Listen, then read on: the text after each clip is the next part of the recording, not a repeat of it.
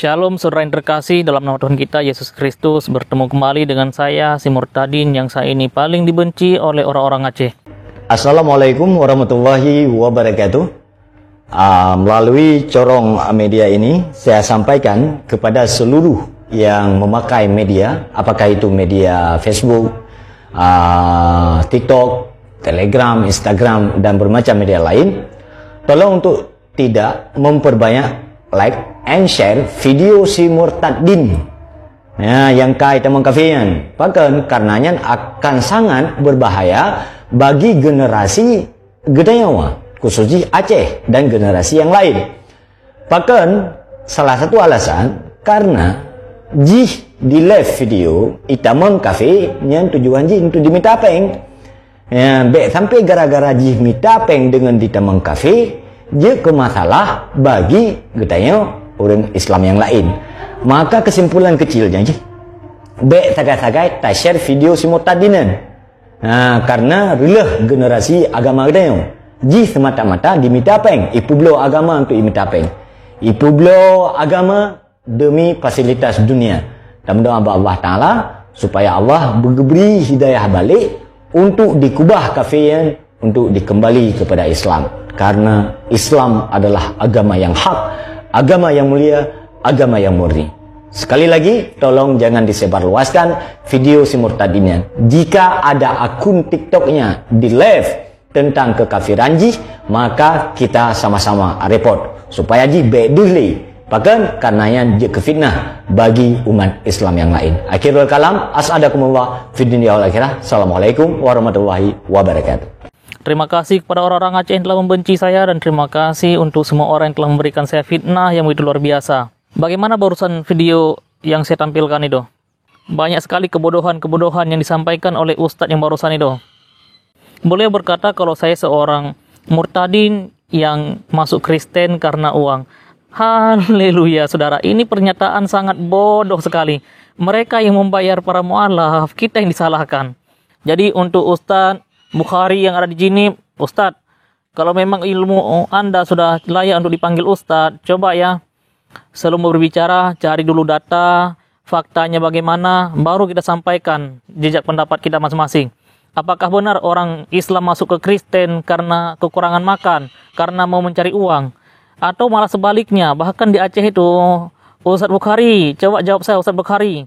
Apakah saudara lupa bagaimana di Aceh itu ada beberapa orang yang pura-pura menjadi mu'alaf cuma untuk bisa makan sehari 3 kali gratis? Coba Ustadz Bukhari, jawab saya kalau saya salah ya. Masukkan mereka ke agama kami dan nanti akan kami berikan mereka beasiswa dan kami akan berikan mereka makan, minum, bahkan jodoh pun akan kami carikan. Kalau masih kurang uang akan kami berikan. Itu yang terjadi Ustadz ya. Diberikan beasiswa, diberikan makan, diberikan sembako, diberikan rumah untuk tempat tinggal, dibuatkan rumah, bahkan diajukan proposal dana mu'alaf kepada para pejabat yang ada di Aceh. Masya Allah. Jangan pura-pura bodoh ya. Masa seorang ustadz berbicara bodoh seperti itu? Mereka yang melakukan pembodohan, kita yang disalahkan. Mereka yang membayar orang untuk mengikuti agama mereka, kita yang disalahkan. Masya Allah. Si Dedi itu pendeta besar, mereka bilang. Padahal hari ini puji Tuhan saya bukan seorang pendeta. Jadi kalau mereka berkata kami pendeta besar, Masya Allah, kok bohongnya kebangetan sih? Jangan suka berbohong Ustadz ya. Sebelum kita berbicara, cari dulu datanya yang benar.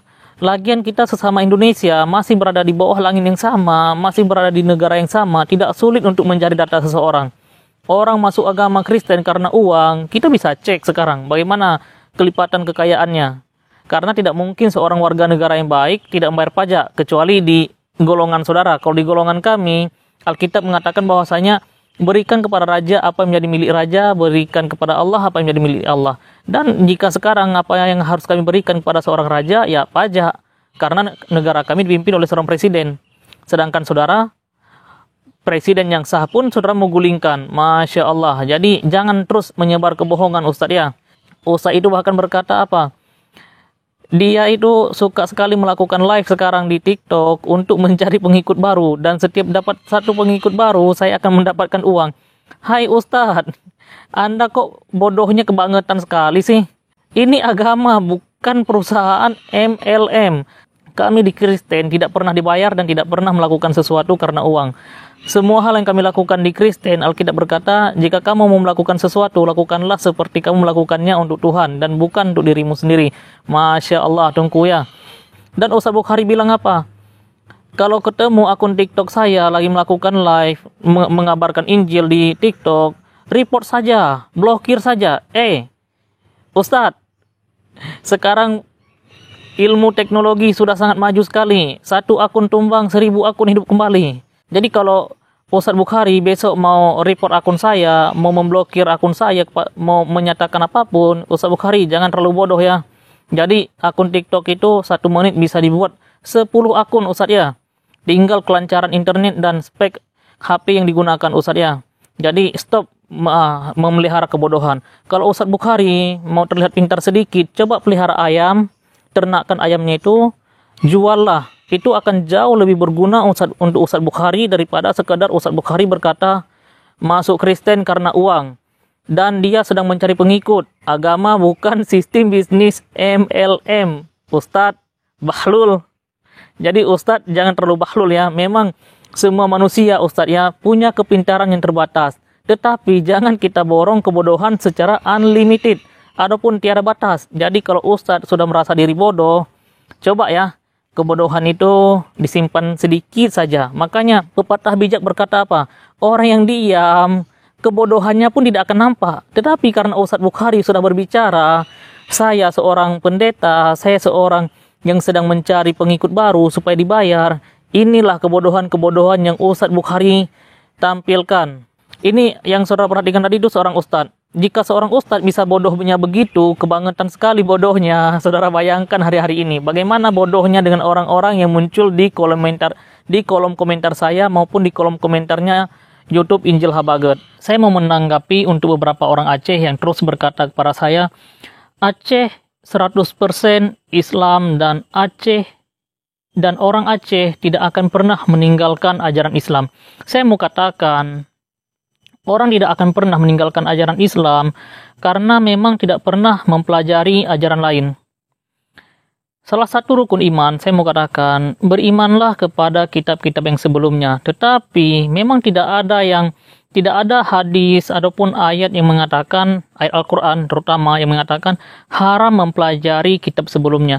Tetapi beberapa ulama mengatakan haram mempelajari kitab sebelumnya karena sudah dipalsukan. Jadi itu faktor pertama yang mau saya katakan kenapa hari ini orang Aceh semuanya Islam. Karena memang dari lahir tidak pernah belajar untuk mengenal hal-hal yang berbeda. Saya sendiri memutuskan untuk berani mempelajari hal-hal yang berbeda yang sudah diwariskan. Karena saya percaya ajaran itu keyakinan itu tidak seharusnya diwariskan. Melainkan disuruh pakai isi kepala untuk mencari tahu sendiri. Dan saya juga mau berkata kepada warga Aceh, sehebat apapun Anda mengancam saya dan berkata, tidak layak bagi saya membawa-bawa nama Aceh, saya mau katakan sebagai warga yang memang asli keturunan Aceh, bapak saya asli keturunan Pidi. Mama saya juga masih asli keturunan Pidi yang merantau ke Aceh Timur. Dan dua-duanya orang Aceh. Saya mau katakan, saya masih sangat layak membawa nama Aceh. Ketimbang dengan para mu'alaf yang entah dari mana rimbanya tiba-tiba jadi orang Aceh. Dan dengan bangganya berkata kami Tengku. Hanya bermodalkan mu'alaf tiba-tiba jadi Tengku. Baca Al-Fatihah pun, Juz Amma pun belum tentu lancar. Masya Allah. Saya mau katakan saya memperoleh darah Aceh, memperoleh status dan gelar Aceh itu bukan karena saya beli, bukan karena saya berpindah keyakinan, melainkan itu semua karena memang saya punya darah Aceh. Dua-duanya orang tua saya orang Aceh. Makanya ketika orang lain berkata kepada saya, bergabunglah dengan suku kami, nanti kita akan buat acara adat supaya kamu sah menggunakan marga kami. Saya akan katakan, sebagai warga Aceh, sebagai orang yang terus menjunjung tinggi adat istiadat dan budaya saya, apapun iman saya saat ini, saya akan katakan sebagai warga Aceh, saya mengagumi adat dan istiadat saya dan mengagumi darah saya.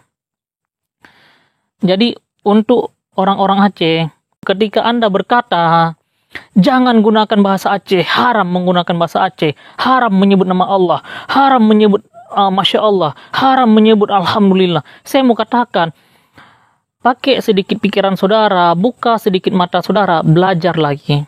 Masya Allah, Alhamdulillah, Assalamualaikum, apakah itu bahasa orang Islam? Jangan mempermalukan diri sendiri, saudara. Saudara, sekarang zamannya teknologi sudah sangat maju, jadi jangan mempermalukan sendiri-sendiri. Coba pakai sedikit isi kepala, pakai smartphone saudara untuk searching. Bahwasanya di Jazirah Arab itu, di Mekah, Madinah, orang-orang Nasrani, orang-orang penganut agama Kristen, orang Yahudi, mereka sudah terlebih dahulu menggunakan bahasa Arab dan sudah terlebih dahulu menggunakan praktek-praktek bahasa Arab untuk menyebut kata-kata selamat seperti itu. Jadi jangan mengklaim itu bahasa dari agama tertentu. Sebelum 600 tahun kemudian, jauh tahun, bahkan sebelum 600 tahun kemudian datangnya ajaran agama saudara, bahasa Arab sudah terlebih dahulu digunakan oleh para penganut ajaran Kristiani, Nasrani, maupun dari Yudaisme. Dalam diskusi, harus ada sumber yang berdasarkan kitab suci yang saudara yakini. Jangan nanti membawa katanya, dan katanya. Karena berdasarkan sumber-sumber yang akan saudara katakan tentang katanya dan katanya, itu hanya akan menunjukkan bahwasanya saudara belajar bukan karena mempelajari, melainkan mendengar dan mendengar.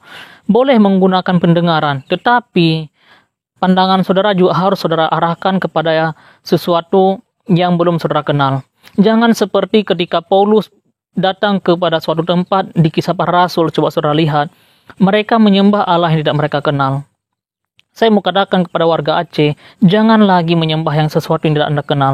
Sembahlah Allah yang benar-benar Allah, yaitu Tuhan Yesus Kristus yang akan menebus dosa saudara semua yang ada di Aceh. Dan saya percaya, ketika orang Aceh sudah menerima Yesus Kristus sebagai Tuhan dan Juru Selamat dalam kehidupan saudara, Aceh akan penuh damai sejahtera. Tidak ada lagi perang di Aceh, tidak ada lagi penindasan di Aceh, tidak ada lagi hal-hal yang buruk di Aceh. Saya percaya damai sejahtera Allah akan ada di Aceh. Karena hanya Injil yang bisa menyelamatkan warga Aceh dari hal-hal yang tidak baik hari ini. Dari hukum-hukum yang menindas. Dari hal-hal yang hanya berlandaskan agama tetapi hanya diisi oleh hal-hal politik. Oleh karena itu, saya akan terus memberitakan Injil terutama kepada warga-warga Aceh dengan apapun yang bisa saya lakukan. Dan jika saudara melarang saya untuk pulang ke Aceh, puji Tuhan saudara, saya mau katakan Tuhan Yesus menjadi saksi saya. Saya sudah pulang beberapa kali ke Aceh. Bahkan ketika gereja di Aceh Singkil dibakar, saya ada di Aceh. Saya ada di Aceh pada waktu itu. Jadi saudara tidak bisa menghalangi saya dan berkata jangan pulang ke Aceh. Selama saya masih bisa hidup, saya akan terus memberitakan Injil terkhusus kepada warga Aceh. Apakah suku lain tidak penting? Suku lain sangat penting. Tetapi sangat banyak orang yang mengarahkan pandangannya untuk memberitakan Injil di tempat-tempat lain. Sedangkan di Aceh banyak sekali ketakutan-ketakutan yang orang alami. Oleh karena itu, sebagai putra asli Aceh, saya akan terus memberitakan Injil kepada saudara, keluarga, bahkan rekan-rekan yang ada di Aceh lainnya. Supaya apa? Saudara bisa mengenal kasih yang sebenarnya, kasih yang sebenar-benarnya kasih. Bukan kasih yang hanya bisa mengasihi kelompok sendiri, tetapi memusuhi orang lain.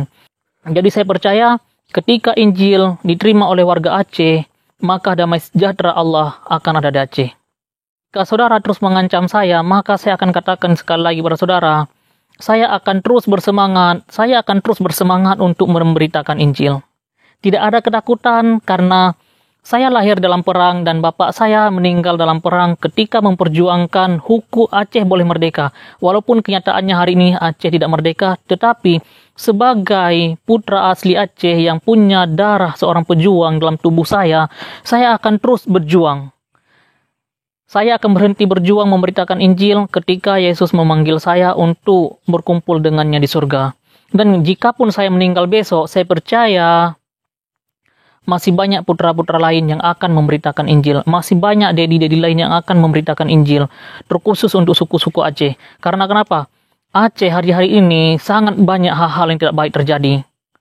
Mulai dari perang antar sesama Aceh, terus menghujat aliran kepercayaan lain, bahkan penindasan kepada orang-orang yang berbeda keyakinan dengan mereka. Bahkan sesama Islam pun mereka masih terus menindas. Dan saya percaya ketika mereka, orang-orang Aceh, menerima Injil, mereka semua akan punya kasih dalam kehidupan mereka, dan mereka semua akan menjadi pribadi yang akan menjadikan Aceh itu serambi Yerusalem, penuh dengan damai sejahtera.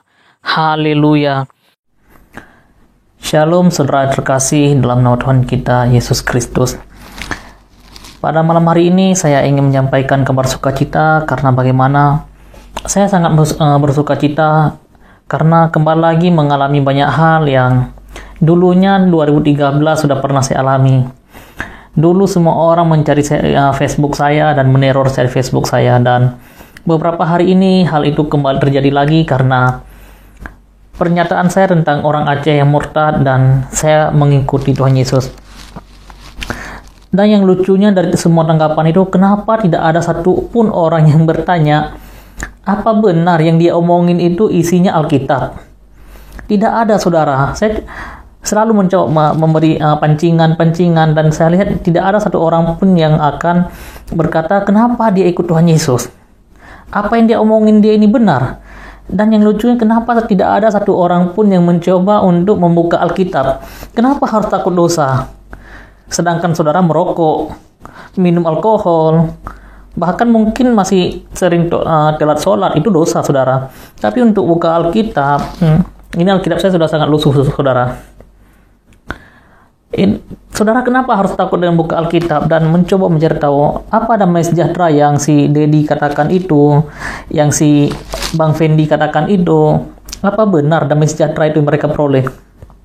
Jika saudara berkata saya mengikuti Tuhan Yesus karena dibayar, saya mau katakan seperti ini. Siapapun yang bisa membuktikan saya mengikuti Tuhan Yesus digaji sebulan. Katakanlah saya ada yang gaji saya sebulan 2 juta aja. Dari hari pertama saya dibayar sampai dengan hari ini, uang itu akan saya berikan untuk saudara. Itu hal yang pertama. Hal yang kedua, kalau memang saudara bisa buktikan, nggak apa-apa deh. Saya mau dibalikin ke Islam, nggak apa-apa. Saya siap kok dikembalikan ke Islam kalau saudara bisa buktikan itu. Tapi lucunya kalau saudara mau bilang halal darah dia, saya lupa saya bawa kartu PMI saya. Karena saya itu saudara 3 bulan sekali pasti donor darah. Jadi kalau ada yang bilang darah saya halal, nggak usah saudara ragukan lagi. 3 bulan sekali saya pasti donor darah, saudara. Jadi saudara jangan bilang darah saya halal, karena sudah banyak orang yang terima darah saya di kantor PMI. Dan jika saudara berkata, hal apa yang saya alami ketika saya masuk mengenal Yesus? Yang pertama, keraguan memang benar, karena bagaimanapun saya harus meragukan Yesus, karena dari kecil tidak pernah diajarkan mengenai siapa itu Yesus dan kenapa saya harus percaya kepada Yesus. Jadi hal yang pertama saya alami, ya jujur saya ragu. Sampai pada akhirnya saya memberanikan diri untuk membuka artikel-artikel mengenai kekristenan. Waktu itu saya hampir setiap hari ke warnet, karena zaman 2010 itu internet tidak sebagus sekarang, saudara. Jika saudara tahu, 2010 itu internet masih sangat tidak bagus, apalagi di daerah Aceh sana. Jadi ya andalan saya ke warnet. Di warnet saya membaca banyak artikel dan mencoba mempelajari banyak sekali artikel, sampai pada suatu hari saya di 2013 saya menemukan satu artikel, dan saya berpikir, ya ini cara Tuhan, karena urusan Tuhan harus diselesaikan dengan Tuhan. Ini hutang dosanya dengan Tuhan, saudara, melalui kakek buyut saya, yaitu Nabi Adam. Ya, saya harus merendah diri ketika saya tahu hal itu. Saya tidak boleh berkata, ya ini nggak masuk akal. Memang nggak masuk akal, tapi jika saudara mau sedikit saja mengosongkan isi kepala saudara, kosongkan sedikit hati saudara, dan buka kembali. Biarkan Allah yang berbisik kepada saudara. Biarkan Allah yang memberikan saudara pengetahuan serta hikmahnya itu. Supaya apa? Saudara bisa merasakan kasih, damai, sejahtera seperti yang kami alami saat ini. Jika saudara berkata, hal apa yang saya dapatkan saya mengikuti Tuhan Yesus, jujur secara materi sangat pas-pasan. Saat ini saya punya seorang istri dan 2 orang anak. kehidupan kami, puji Tuhan, tidak berkelebihan tapi pas-pasan. Pas-pasan dalam artian kata ya, hari ini saya mau makan, puji Tuhan cukup. Pas mau makan, pas ada, pas mau berobat, pas BPJS sudah dibayar, gitu-gitu aja kehidupan, pas-pasan. Kelimpahannya di mana, saudara? Kelimpahannya di hati saya, penuh dengan damai sejahtera. Jadi, kenapa masih bertahan dengan Kristus kalau tidak mendapatkan apa-apa? Karena persoalan iman, saudara, persoalan damai sejahtera, itu sulit untuk dijelaskan. Karena orang yang punya banyak uang pun belum tentu punya damai sejahtera di hati. Dan belum tentu juga tidurnya setenang saya, saudara. Namun ketika saya menerima Yesus, saya berpikir begini, saya sudah nggak peduli dengan kematian saya, saudara. Karena ketika hari pertama seorang pendeta memberikan saya Alkitab tahun 2013 di Medan, Sumatera Utara, ketika saya buka Alkitab, saya menemukan satu ayat di Filipi 1:21 yang saya baca itu langsung, bagiku hidup adalah Kristus dan mati adalah keuntungan. Ketika saya baca ayat itu, ya ini kenapa ya dan tujuannya kemana? Dan ternyata 3 bulan setelah saya baca ayat itu, orang Aceh mengetahui kalau saya sudah masuk Kristen, dan inilah akibat yang saya alami sekarang. Saya harus keluar dari sekolah saya pas ketika saya kelas 3 SMA.